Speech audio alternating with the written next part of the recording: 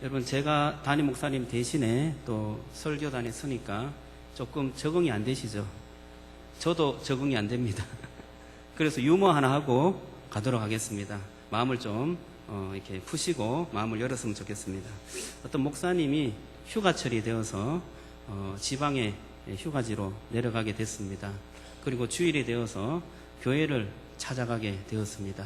그래서 그 가까운 교회에 갔는데, 아니 가자마자 시간이 많이 남았는데도 성도들이 절반 이상 와 있는 거예요.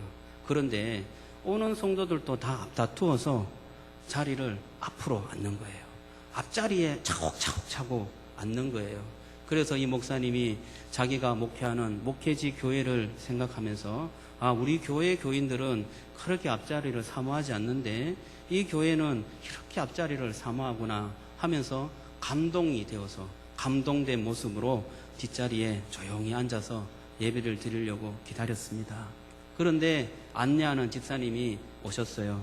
오늘 처음 오셨는가 봐요. 저희 교회에서는 앞자리에 에어컨이 나옵니다.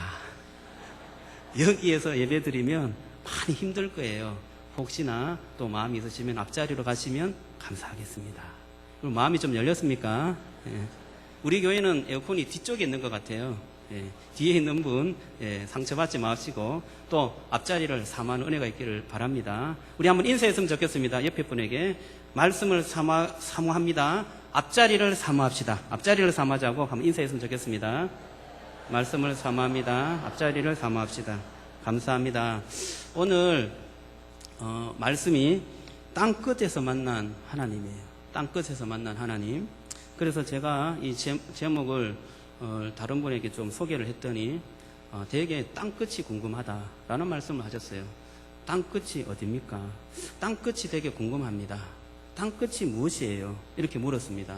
제가 그 질문을 듣고 땅끝에서 만난 하나님, 하나님을 만나기를 사모하고 있구나 라는 그러한 질문으로 들었습니다. 저와 여러분들이 오늘 말씀을 들으면서 땅끝을 이해하시고 그 땅끝에서 하나님을 만나는 은혜가 있기를 주님의 이름으로 축원합니다. 요나서 1장 1절과 2절을 한번 보기를 원합니다. 이 요나가 어떤 사람인지 한번 알아보겠습니다. 자, 시작. 여호와의 말씀이 아미떼의 아들 요나에게 이르시되 너는 일어나 저 큰 성읍 니느웨로 가서 그것을 향하여 외치라. 그 악독이 내 앞에 상달되었음이니라 하시니라. 오늘 말씀에 보면 요나가 선지자로 나옵니다. 선지자로 나오는 것은 요나가 하나님의 말씀을 받고 그 말씀을 선포하는, 백성에게 알려주는 그런 직업, 그런 어떤 사명을 가진 사람이라는 것을 알 수 있습니다. 그런데 그 요나에게 하나님의 말씀이 임했어요. 하나님께서 말씀하였어요. 그 말씀이 무엇이냐? 니느웨로 가서 그것을 향하여 외치라. 그렇게 말합니다. 니느웨로 가서 하나님의 말씀을 외치라, 심판을 외치라 라고 이 요나에게 말씀을 주신 거예요. 그러면 선지자인 요나는 그 말씀을 가지고 니느웨로 가야 돼요? 가지 않아야 돼요? 가야 될 줄로 믿습니다. 그런데 이 선지자 요나가 그 말씀을 받자마자 마음이 불편했어요. 어떤 불편함이 있었느냐? 니느웨는 북이스라엘을 멸망시킨 아수르의 수도였습니다. 다시 말해서 원수의 나라였어요. 그 원수의 나라에 가서 하나님의 말씀을 전하라니, 그것도 심판을 전하라니. 심판을 전하라는 것은 뭐예요? 심판을 한다는 뜻이에요? 경고를 받고 회개하라는 뜻이에요? 잘 모르시죠? 심판을 전하는 것은, 심판이 있다라는 것을 전하는 것은 그것을 듣고 뭐예요? 회개하라는 뜻이에요. 이 요나는 정말 유능하고 똑똑한 선지자였습니다. 그 당시에 정말 앞길이 창창 열리는 그러한 젊은 선지자였습니다. 이 요나는 그 말씀을 알았습니다. 이 말씀을 전하라는 것은 하나님께서 이 니느웨를 심판하지 않고 그 말씀을 경고함으로 인하여서 회개시키려고 하시는구나. 왜냐하면 심판을 하게 되면 그 경고 말씀 하지 않고 너희들이 죄가 있구나, 내가 너희를 저주하고 심판한다, 바로 심판하면 돼요. 그런데 선지자를 보내서 너희가 심판을 받으리니 회개해라 라는 것은 그 말씀을 듣고 회개하기를 원하시는 거예요. 하나님의 말씀은 정말 능력이 있어서 말씀이 선포되면 회개하게 되는 역사가 있는 거예요. 요나는 그게 마음에 너무나 불편했던 거예요. 그 니느웨가 회개하고 돌아서면 그것이 어떻게 되냐? 저는 싫습니다. 하나님, 주의 말씀이 좋지만 저는 거기에 말씀을 선포하기 싫습니다. 또 하나 있습니다. 아니, 수많은 선지자 중에 하필 저에게 그것을 왜 시킵니까? 많은 선지자들이 있어요. 그런데 저는 그 니느웨의 말씀을 선포하기가 싫습니다. 심판을 선포하기 싫어요. 하나님은 선하시다고 하는데 저는 제가 볼 때는 오늘 이번에 하나님의 결정은 별로 선하신 것 같지 않아요. 그래서 이 요나는 하나님의 낯을 피해서 도망을 하였습니다. 여호와의 낯을 피해서 도망했는데 다시스로 가는 배를 탔어요. 하나님께서는 그 배를 시험하셨어요. 큰 풍랑을 만드셔서 그 배를 시험했습니다. 배가 깨질 듯이 움직이니까 선장과 사공들이 이것이 무엇 때문인가 라고 찾았더니 요나 선지자 때문이라는 것을 알았습니다. 요나도 거기에 대답하여서 나를 바다에 던지라. 그러면 이 풍랑이 깨끗하게 잠잠해질 것이다 라고 이야기했어요. 그래서 요나를 바다에 던졌어요. 던지니까 물 밑에 있던 큰 물고기가 있었어요. 그 물고기를 하나님께서 준비하셨어요. 그래서 던져진 그 요나를 꿀꺽 삼켰어요.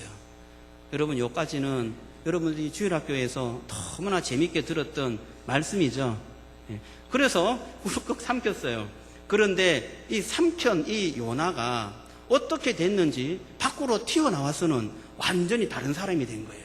오늘 3절 말씀을 한번 보겠습니다. 요나서 3장 1절에서 3절을 보겠어요. 한번 같이 읽어보겠습니다. 시작. 여호와의 말씀이 두 번째로 요나에게 임하니라. 이르시되 일어나 저 큰 성읍 니느웨로 가서 내가 내게 명한 바를 그들에게 선포하라 하신지라. 요나가 여호와의 말씀대로 일어나서 니느웨로 가니라. 니느웨는 사흘 동안 걸을 만큼 하나님 앞에 큰 성읍이더라. 1절과 2절은 1장 1절 2절과 똑같아요. 3장 1절 2절과 동일한 메시지입니다. 그런데 1장 3절과 3장 3절은 전혀 달라요. 1장 3절은 그러나부터 시작해요. 그러나 요나는 갔어. 너희가 일어나 갔어. 외치라 라고 했는데 요나는 그러나 요나는 여호와의 얼굴을 피하려고 일어나서 다시스로 도망하려 하며 이렇게 말합니다. 그런데 3장 3절에서는 요나가 여호와의 말씀대로 일어나서 니느웨로 가니라. 말씀대로 일어났다. 그렇게 말합니다. 여러분, 이런 변화가 어디에서 일어난 거예요? 1장에서는 도망갔던 요나가 3장에서는 말씀대로 순종하는 요나가 되었어요. 그것은 2장에 답이 있는 줄로 믿습니다. 2장에 답이 있어요. 2장에 어떤 일이 났어요? 여호와가 준비한 그 큰 물고기 속에 요나가 들어가서 요나가 기도하였습니다. 하나님을 만나는 기도를 하였던 거예요. 그래서 거기에서 하나님께서 요나의 마음을 만져주신 겁니다. 그러면 우리가 2장을 한번 보았으면 좋겠습니다. 2장 1절에서 3절까지 우리가 다시 한번 읽어보았으면 좋겠습니다. 시작. 요나가 물고기 뱃속에서 하나님 여호와께 기도하여 이르되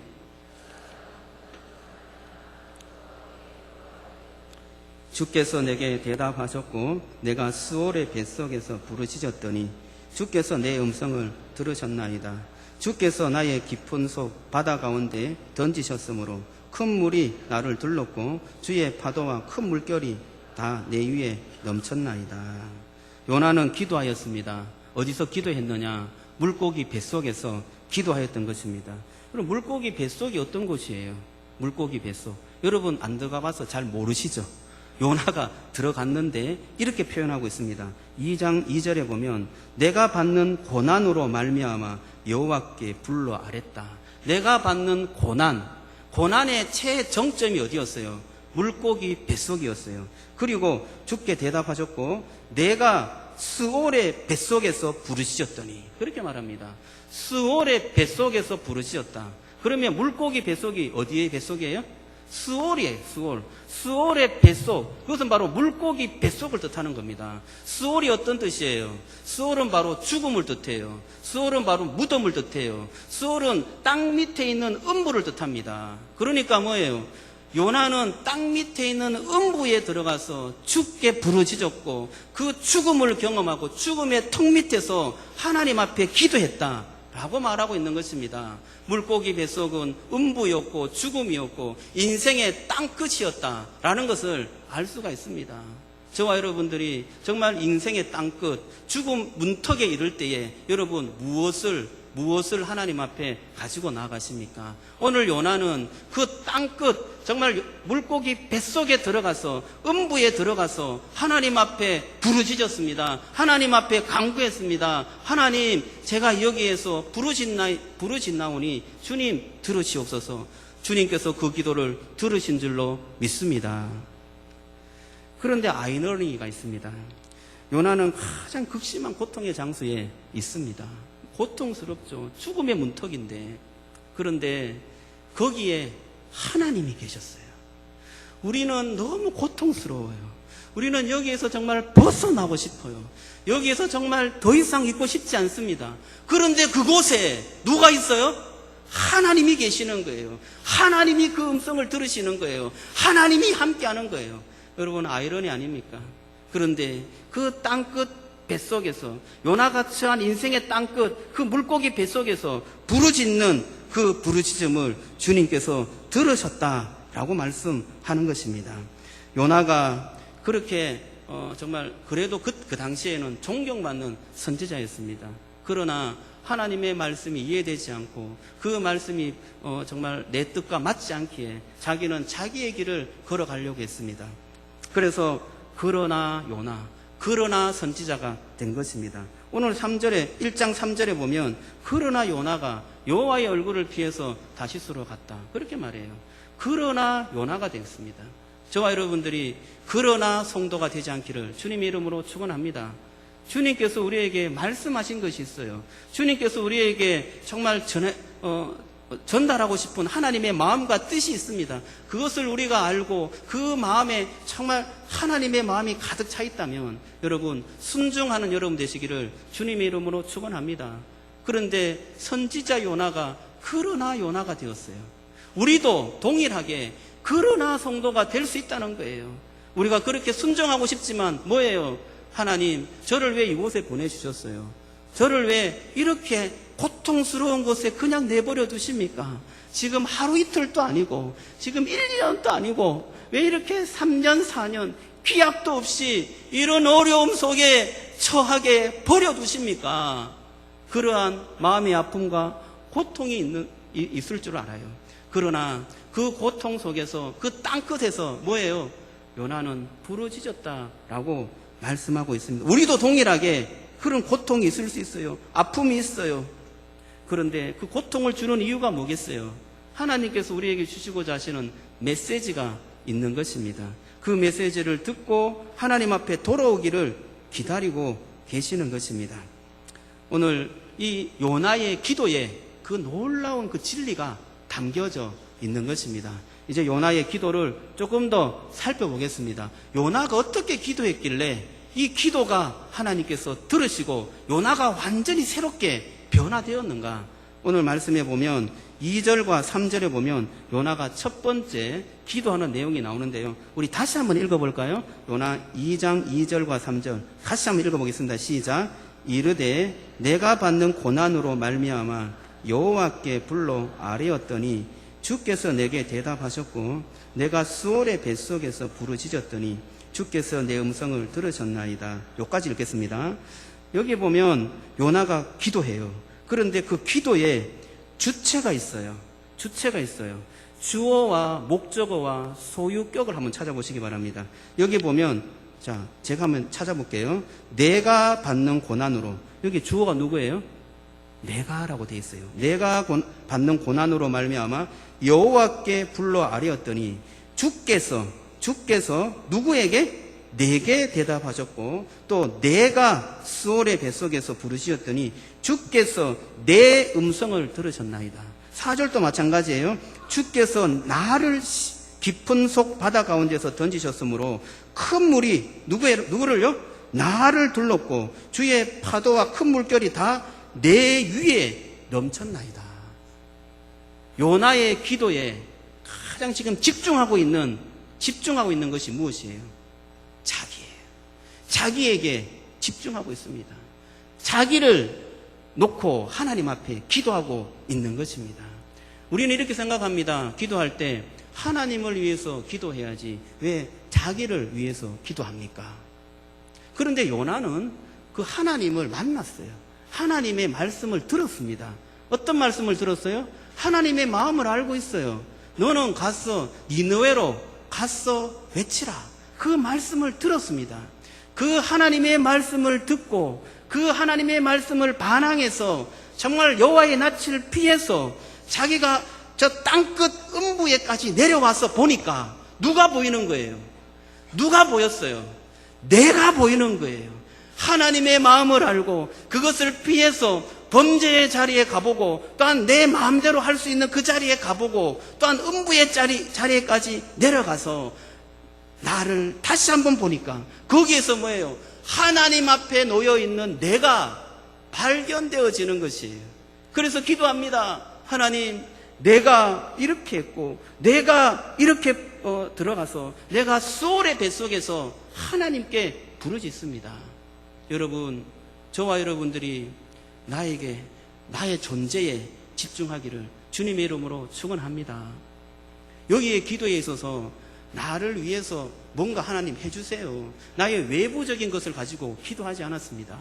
요나는 여기에서 집중적으로 본 것은 자기의 존재 자체를 본 거예요.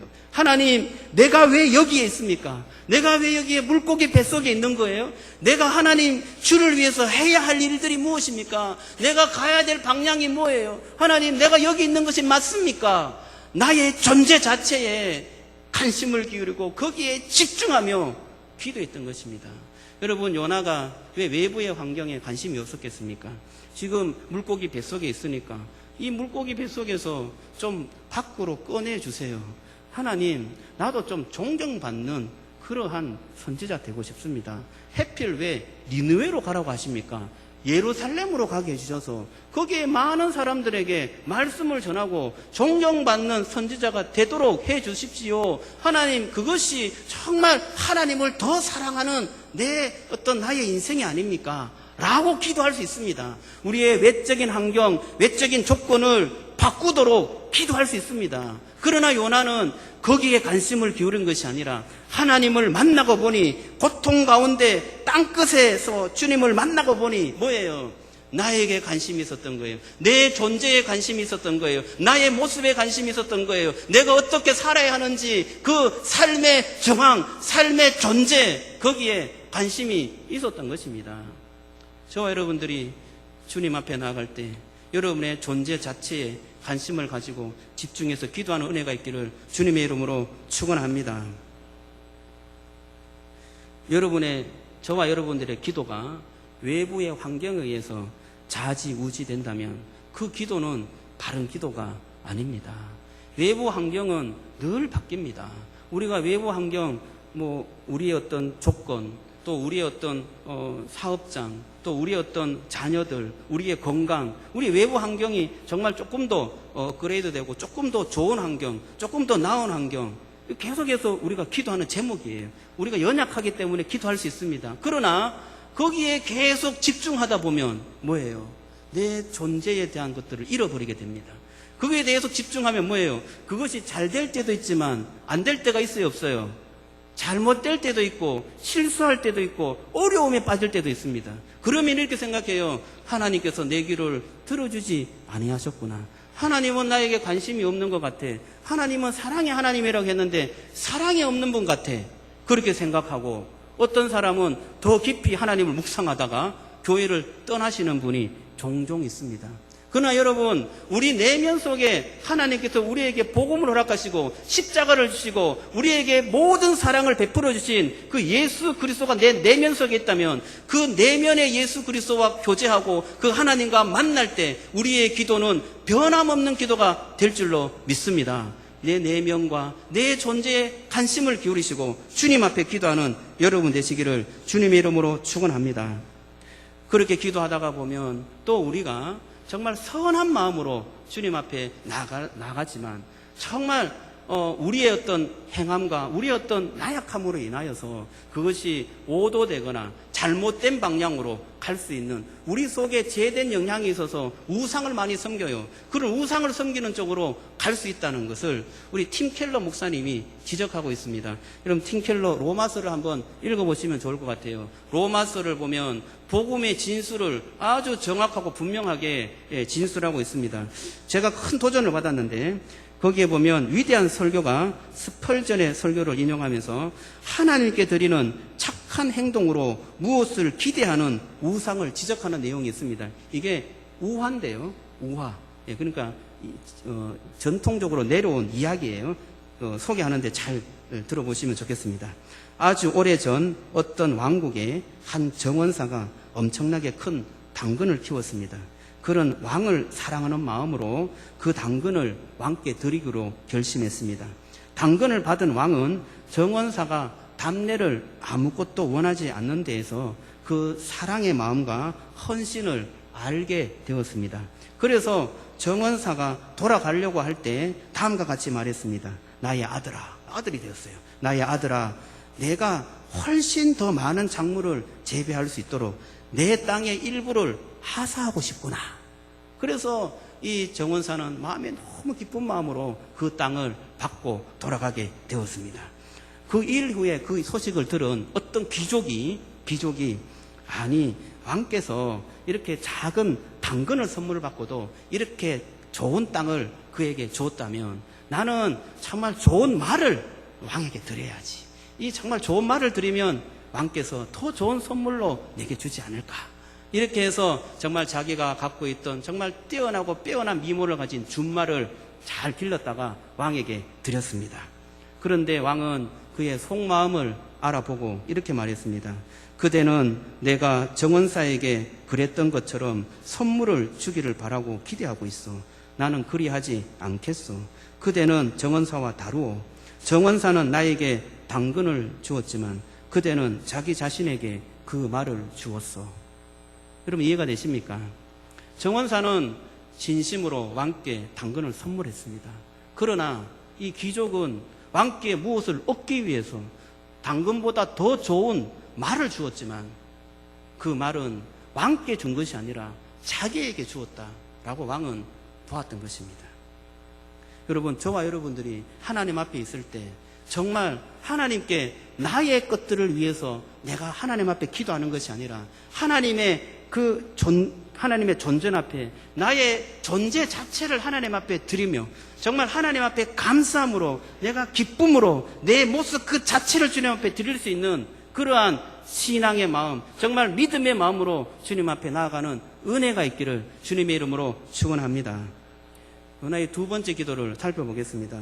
은하의 두 번째 기도는 4절에서 6절에 나오는데 4절과 6절을 한번 읽어보겠습니다. 시작. 내가 말하기를 내가 주의 목전에서 쫓겨났을지라도 다시 주의 성전을 바라보겠다 하였나이다. 물이 나를 요공까지 둘러싸우며 기품이 나를 에워싸고 바다풀이 내 머리를 감쌌나이다. 내가 산의 뿌리까지 내려갔사오며 땅이 그 밑장으로 나를 오래도록 막았사오나 나의 하나님 여호와여 주께서 내 생명을 구덩이에서 건지셨나이다. 여기 보면 문장 구조가 아주 분명하게 나타납니다. 4절에 보면 내가 말하기를 내가 주의 목전에서 쫓겨났을지라도 이렇게 말합니다. 뭐뭐 했을지라도 내가 뭐뭐 하겠습니다 라는 구조를 가지고 있어요. 4절에 보면 목전에서 쫓겨났을지라도 뭐예요? 다시 주의 성전을 바라보겠나이다. 내가 이렇게 하나님 앞에 범죄하여서 하나님과 단절되고 주님 쫓겨났다는 건 뭐예요? 주님께서 내쳤다는 거예요. 나는 너가 정말 범죄함으로 인하여서 조금 멀리 떠나가라. 보기 싫다라고 쫓아냈을지라도 뭐예요? 쫓겨났을지라도 나는 주의 성전을 향하여서 기도하겠습니다. 정말 주님을 바라보겠습니다. 라는 결단과 의지, 내 속에서 주님을 붙잡고자 하는 그런 마음이 내 속에 결단이 있었다는 거예요. 주님 앞에 범죄하고 주님 앞에 정말 제대로 된 인간이 안 되었을지라도 저는 주님을 놓치지 않겠습니다 라는 고백이 요나에게 있었던 것입니다. 5절도 마찬가지고요. 구조가 6절에 나타나는데요. 6절도 한번 읽어보겠습니다. 시작. 내가 산의 뿌리까지 내려가 싸우며 땅이 그 빗장으로 나를 오래도록 막았사오나 나의 하나님 여호와여 주께서 내 생명을 구덩이에서 건져사오나. 빗장으로 나를 오랫동안 막았사오나. 막았사오나 뭐예요? 나는 여호와께서 나를 생명으로 구덩이에서 건져낼 거라는 것을 믿기 때문에 나는 주님을 놓지 않겠습니다 라고 말하는 거예요. 뭐뭐 하였으나 나는 뭐뭐 하겠습니다 라고 결단의 마음을 주님 앞에 드렸던 것입니다. 요나는 이렇게 결단하며 하나님 앞에 나가기까지 정말 그의 인생의 밑바닥까지 내려가는 그 밑바닥을 경험한 사람이었습니다. 요나서 1장에 보면 이 요나가 어떻게 밑바닥까지 내려갔는지 잘 이야기하고 있는데요. 내려갔다는 말을 계속 반복하고 있습니다. 요나서 보면 1장에 한번 보시기 바랍니다. 1장 3절을 보세요. 3절. 자, 같이 3절 한번 읽어볼까요? 자, 시작. 그러나 요나가 여호와의 얼굴을 피하려고 일어나 다시스로 도망하려 하여 욥바로 내려갔더니, 욥바로 어떻게 갔어요? 내려갔어요. 욥바로 내려갔다라고 말하고 있습니다. 계속해서 읽겠습니다. 마침 다시스로 가는 배를 만난지라 여호와의 얼굴을 피하여 그들과 함께 다시스로 가려고 뱃삭스를 주고 배에 올랐더라. 여기는 올랐더라라고 하는데 배에 우리나라 말에는 배를 타는 것을 올랐다라고 표현합니다. 그런데 원어에서는 배로 내려갔더라 그렇게 표현하고 있습니다. 배로 내려갔더라. 자, 그 다음에 5절 한번 보세요. 5절. 자, 5절. 자, 시작. 사공들이 두려워하여 각각 자기의 신을 부르고 또 배를 가볍게 하려고 그 가운데 물건들을 바다에 던지니라.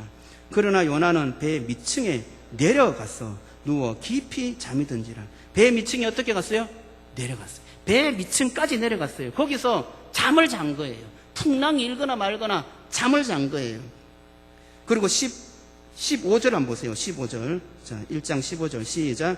요나를 들어 바다에 던짐에 바다가 뛰노는 것이 곧 그친지라. 요나를 들어서 어떻게 바다에 던졌다 했어요. 이 던졌다는 것은 뭐예요? 바다 밑으로 내려가는 것을 말하고 있습니다. 17절 한번 보세요. 17절 시작.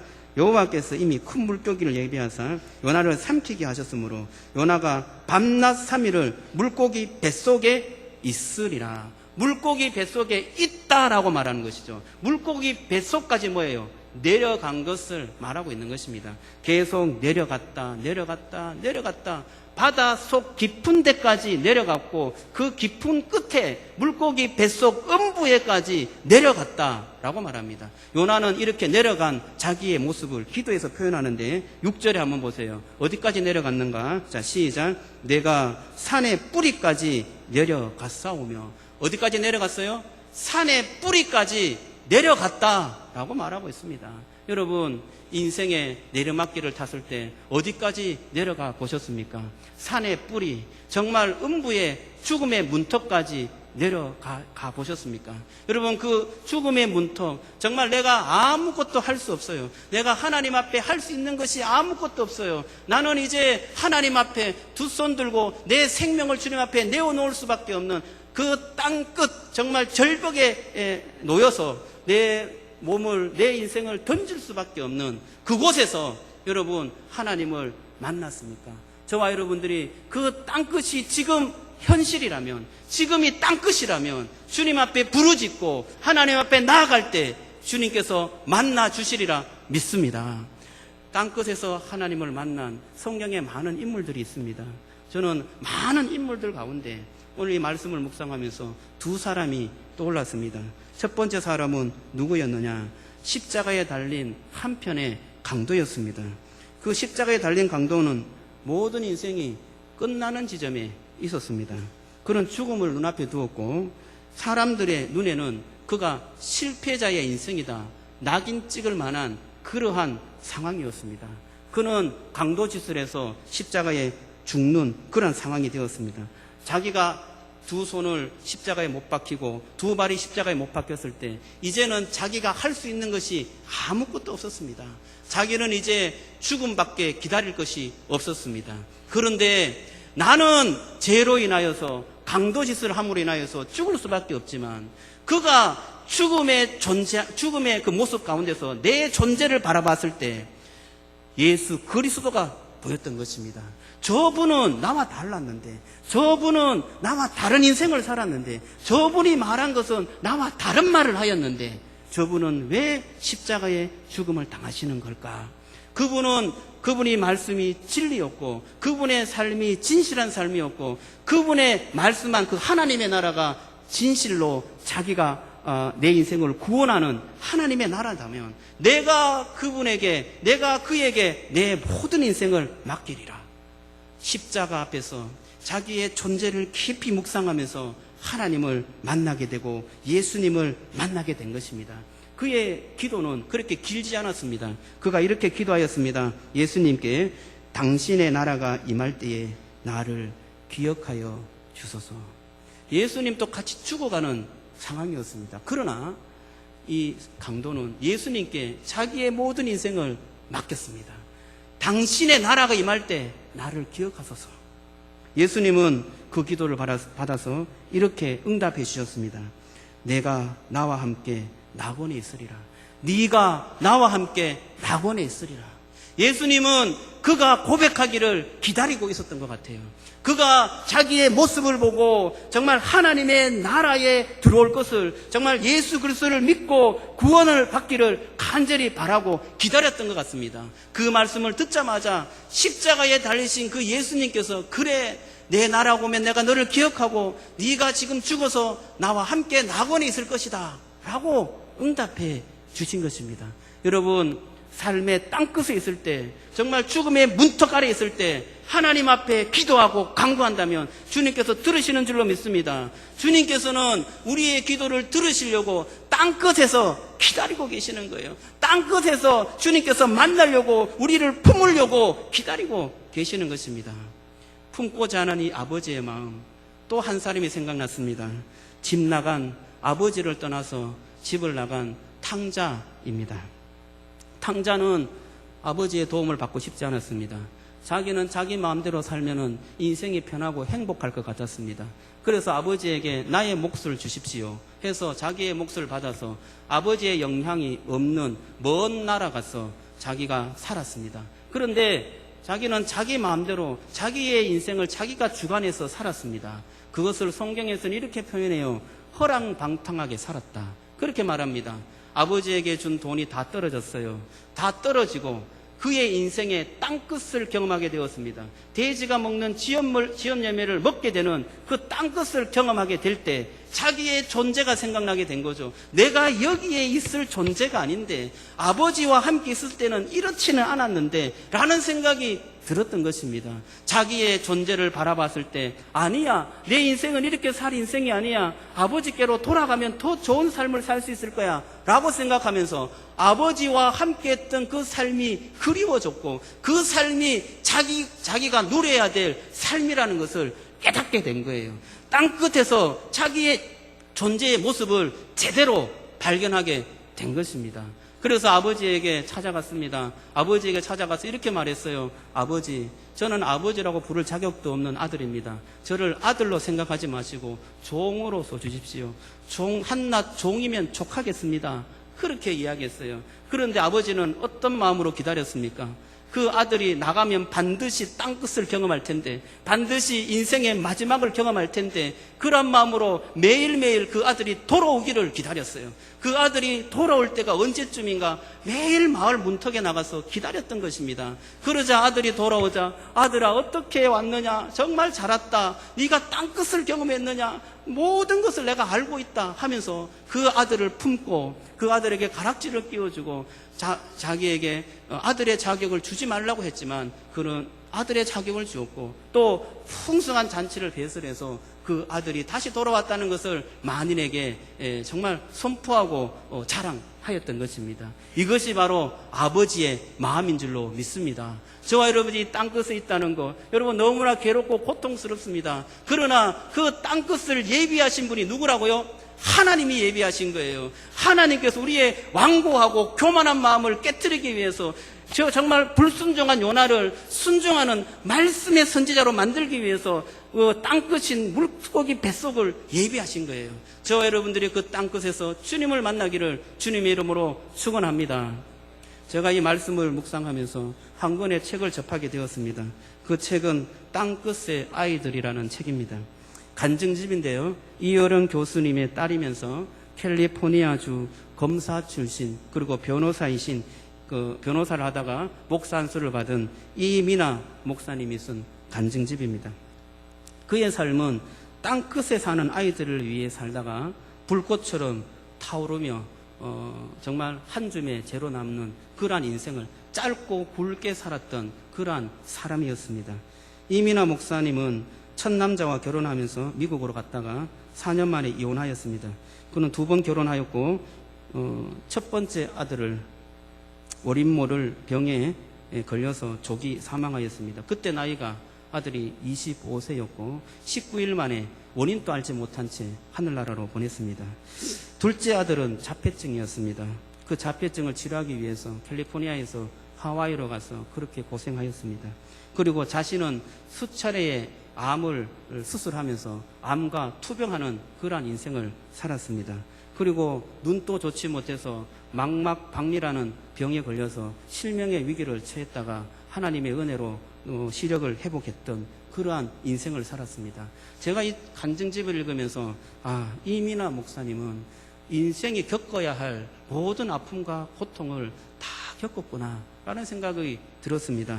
캘리포니아 주립법원 검사로 있을 때였습니다. 그는 미래가 아주 밝았습니다. 검사로 있다가 또 승진하게 되면 부러울 것이 없는 인생이 기다리고 있었던 것입니다. 그런데 그때에 어떤 한 소년을 만나게 되었습니다. 땅끝의 아이를 만나게 된 것입니다. 깽단에서 친구를 살리다가 총기 사고를 내고 경찰에 압송된 10대 소년이었습니다. 그런데 이상한 것은 그 소년을 만나서 본인은 검사기 때문에 이 소년을 죄가 있다는 것을 밝혀내서 교도소로 보내는 것이 본인의 일이었습니다. 그런데 그 아이를 위해서 정말 에너지를 쏟고 모든 피와 땀방울을 쏟으면서 기도하고 그 아이를 돕는 어느 목사님을 만나게 된 것입니다. 그 목사님은 그 아이에게 아무리 투자해도 나올 곳이 없어요. 아무것도 나올 곳이 없지만 그 아이의 생명을 위해서, 그 아이의 안전을 위해서, 그 아이가 다시금 교도에서 나올 수 있도록, 죄가 가벼워지도록 그렇게 노력하고 애쓰는 거예요. 이 이민아 검사가 그것을 보면서 한켠에 나도 저런 삶을 살아야 되는데 하면서도 내키지 않았습니다. 그런데 그 목사님의 그 모습을 보면서 너무나 감동이 되어서 아니야, 내가 이렇게 살아서는 안 돼 하고 검사의 모든 것들을 다 내려놓고 변호사가 된 거예요. 변호사가 되어서 뭐예요? 깽단에서 정말 땅끝을 경험하고 있는 그 아이들을 위해서 일하고 봉사하고 사역하는 그 일을 이민아 목사님이 하신 거예요. 그러면서 그 K군을 만났을 때 그 K군이 어떤 법률적인 상담으로도 어떤 것으로도 잘 변화되지 않았어요. 그런데 목사님과 함께 부모님과 함께 기도를 했어요. 기도하면서 하나님께 간구했습니다. 정말 네가 새로운 인생을 살고 싶으냐? 그러면 깽단에 있는 아이들과 관계를 끊어라. 그러면서도 끊어지지 않는 그 아이를 보면서 그렇게 기도했는데 하나님께서 그 아이의 마음을 만져주셔서 그 깽단과 결별하고 새로운 인생을 살았다라는 간증을 제가 읽었습니다. 그런데 그 이민아 목사님이 기도에 대해서 이렇게 정의한 것을 제가 읽었는데 소개해드리겠습니다. 내가 아무리 해도 안 되는 것이 있다는 것을 인정할 때 그때 진정한 기도가 시작되어지는 것이에요. 내가 할 수 있는 것은 기도하지 않습니다. 그런데 할 수 없을 때 기도합니다. 아무리 문명이 발달하고 능력이 있다 해도 내가 할 수 없는 것들이 있어요. 할 수 없는 것들을 하시는 하나님, 홍해를 가르시는 하나님, 기적의 하나님을 만납니다. 땅끝에서 기도하였을 때, 땅끝의 아이들을 위해서 살았을 때 그분의 진실한 사랑을 만나게 되었습니다. 여러분, 저와 여러분들의 물고기 뱃속이 어디에 있습니까? 정말 땅끝에서 주님을 만나는 기도를 하나님 앞에 드리시기를 주님의 이름으로 축원합니다. 제가 이 말씀을 읽으면서 예수 그리스도께서 이 요나에 대해서 어떻게 평가했는지 그 말씀을 좀 묵상했습니다. 예수님께서는 유대인들이나 바리새인들이 표적을 보여달라라는 말을 했을 때 예수님께서 이런 말씀을 했어요. 너희들에게 보여줄 표적은 요나의 표적밖에 없다라고 말씀하셨습니다. 요나의 표적이 뭐예요? 요나가 물고기 뱃속에서 3일 밤야를 거기에서 죽음을 경험한 그 표적이었습니다. 그렇다면 예수님께서 보여줄 요나의 표적은 뭐예요? 십자가의 죽음, 십자가에서 사흘 동안 음부의 고통을 경험하고 다시 부활해야 될 그 하나님의 기적, 그 하나님의 사명, 그것이 이 사람들에게 보여줄 표적이다라고 말씀하신 것입니다. 저와 여러분들이 하나님 앞에 나아가기를 바라는데 주님께서는 우리의 모든 고난과 아픔과 음부의 고통을 다 겪고 우리를 기다리시는 줄로 믿습니다. 주님께서는 십자가의 표적을 이루시기 위해서 십자가에 죽으셨어요. 그래서 우리의 아픔과 고통을 다 알고 계십니다. 우리가 고통스럽게 절망하는 것을 알고 그 인생을 회복하기 위해서, 구원하시기 위해서 먼저 십자가에 죽으시고 부활하셨던 것입니다. 요나의 표적을 미리 경험하셨던 것입니다. 그리고 우리에게 말씀하십니다. 우리에게 여러 가지 절망과 고통과 그 땅끝에서 있는 모든 것을 하나님 앞에 기도해라. 그러면 내가 너희를 구원하겠다. 주님께서 그 땅끝에서 두 손 팔 벌리고 기다리고 계시는 줄로 믿습니다. 우리가 하나님 앞에 기도할 때 땅끝에서 고통스러워서 주님께서 만나 주십시오. 하나님, 내가 주님 앞에 정말 제대로 살아가기를 원합니다. 내 존재를 두고 내 모습을 두고 하나님 앞에 간절하게 주님을 찾고 찾을 때 주님께서 여러분을 만나 주시고 너의 고통을 내가 안다. 내가 너의 고통을 다 겪었다. 내가 그 음부의 고통을 알고 있다. 나를 붙잡아라. 나와 함께 같이 가자 하시면서 같이 울어주시고 같이 고통당해주시고 같이 아파하시는 그 예수 그리스도를 만날 때 우리가 다시 한번 힘을 얻고 생명을 얻고 하나님 앞에 진실되게 나아가는 인생의 터닝포인트가 되는 놀라운 은혜가 있을 줄로 믿습니다. 오늘 말씀을 통하여서 여러분 느낀 점이 있다면 다시 한번 생각해 보시고 오늘 그 주보에 여러분 4페이지에 여러분 한번 기록해 보시고